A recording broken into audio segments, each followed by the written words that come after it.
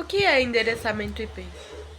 Endereço IP não é nada mais nem menos do que um número utilizado para identificar um dispositivo quando conectado em uma rede.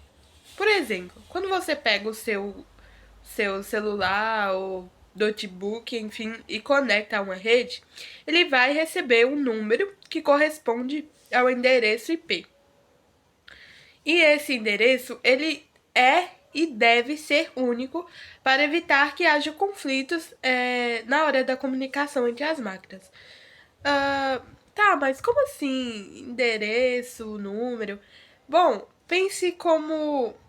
É como se fosse nós.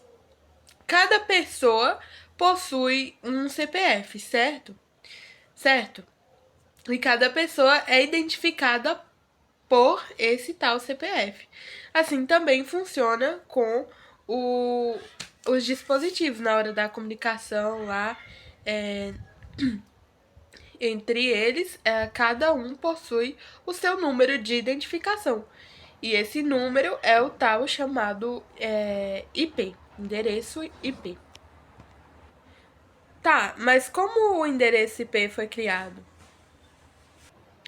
Bom, a ARPANET, ela foi a primeira rede de transmissão de pacotes na internet.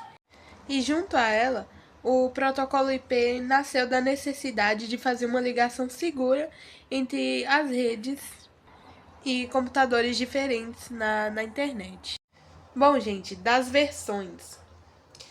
Esse protocolo de internet, o IP, ele tem a versão IPv4 e a versão IPv6. Na versão IPv4, nós temos um tamanho de 32 bits, ou seja, 4 bytes, e dentro de cada um desses 4 bytes é um octeto, ou seja, 8 bits em cada um dos 4 bytes.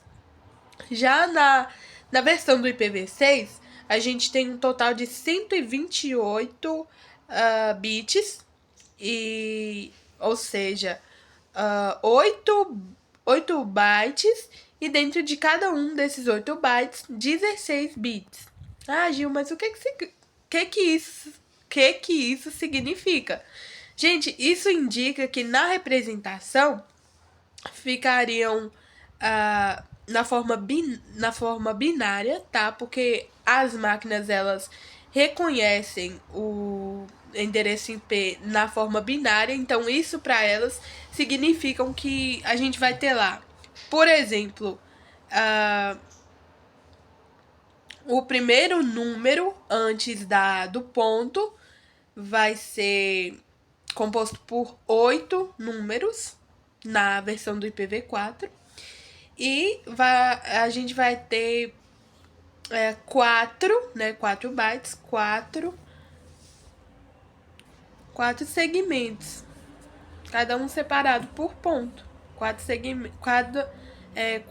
conjuntos de números separados por pontos. E cada um desses conjuntos tendo 8 números. Em um endereço IP, estão incluídos pelo menos 2 valores. A primeira parte é reservada para o número de rede e a segunda para o número de host. Mas isso é possível ser identificado a partir das máscaras, que vamos falar mais na frente. Mas antes,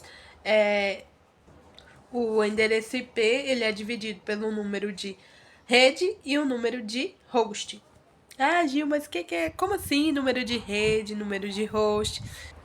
É porque, gente, na formação desse número IP, a gente pega uma parte do endereço da rede e a gente pega uma parte do endereço do dispositivo que está sendo usado. Junta esses dois e a gente forma um endereço IP. Essa parte da rede, do endereço da rede, a gente chama de endereço da rede. A parte que é o endereço do dispositivo, da máquina que você está usando, é chamado de host. Daí você une os dois e forma um endereço IP. As classes são divididas em A, B, C, D e E. A classe A suporta de 0 a 127 redes. A classe B, 128 a 191. A classe C, 192 a 223. A classe D, 224 a 239. E a classe E, 240 a 255 redes. Essas classes, elas permitirão organizar a forma como os endereços serão distribuídos a diferentes redes e dispositivos. As classes A, B e C aparecem como as classes endereçáveis. A classe D aparece como o multicast e a classe D aparece como a classe E aparece como broadcast. Na classe A, o primeiro octeto é reservado para o número de rede. Na classe B, os dois primeiros octetos são reservados para o número de rede. E na classe C, os 3 primeiros octetos são reservados para o número de rede. Aí o resto que sobra é o quê? O resto que sobra é a parte de host. É o número da máquina. Bem, como Josué falou, né, o IPv4 ele foi dividido em 5 classes: a A, a B, a C, a D e a E. A classe A ela foi projetada para redes com um número extremamente grande de dispositivos. E a faixa de endereço ali delas é geralmente de 0.0.0.0 até 127.255.255.255. E a classe B ela foi criada para tamanhos médios ali, como instituições, universidades ou grandes empresas, né? E a faixa de endereço dela é de 128.0.0.0 a 191.255.255.255. E a C, ela é para pequenas redes, domésticas ou pequenas empresas, tipo sua casa mesmo, sabe? E a faixa de endereço dela é de 192.0.0.0 a 223.255.255.255. A D, ela não é muito usada para comunicação entre dispositivos em redes tradicionais. Ela é reservada para comunicação multicast, ou seja, vai ser ali para o envio de pacotes para vários destinos ao mesmo tempo. Ou seja, e a faixa de endereço dela é de 244.0.0.0 a 239.255.255.255. E também tem a classe E, que é uma classe mais experimental, assim, sabe? E eu não vou aprofundar muito nela. Falando agora de máscaras, as máscaras da rede serão responsáveis por dizer que porção do IP pertence ao host e que porção que pertence à rede. As máscaras de rede se dividem em 3. A primeira, 255.0.0.0. A segunda, 255.255.0.0. E ainda a terceira, 255.255.255.0. Antes de determinar a máscara de um endereço IP, é preciso antes analisar a qual classe ele pertence, porque ambas estão interligadas. Então, para determinar a máscara, você precisa antes saber a qual classe o endereço IP pertence. Vamos supor que tenhamos o seguinte endereço IP na forma decimal, que é a forma como nós lemos, como nós vemos o endereço IP.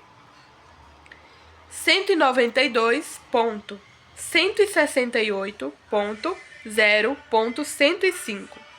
Agora, como que a gente faz para saber a qual classe esse endereço IP pertence? Basta a gente ir lá na tabelinha de classe, onde tem a classe A, classe B, classe C e classe D, e ver em qual delas esse número se encaixa. Como a classe C ela se inicia no 192, está entre 192 e 223, é exatamente a qual classe esse endereço corresponde, que é o 192.168.0.105, né? Então, como ele se encaixa na classe C, ele pertence também à máscara C, que é 255.255.255.255.0.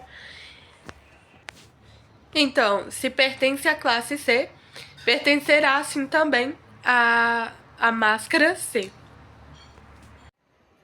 As máscaras aparecem pra gente na forma decimal.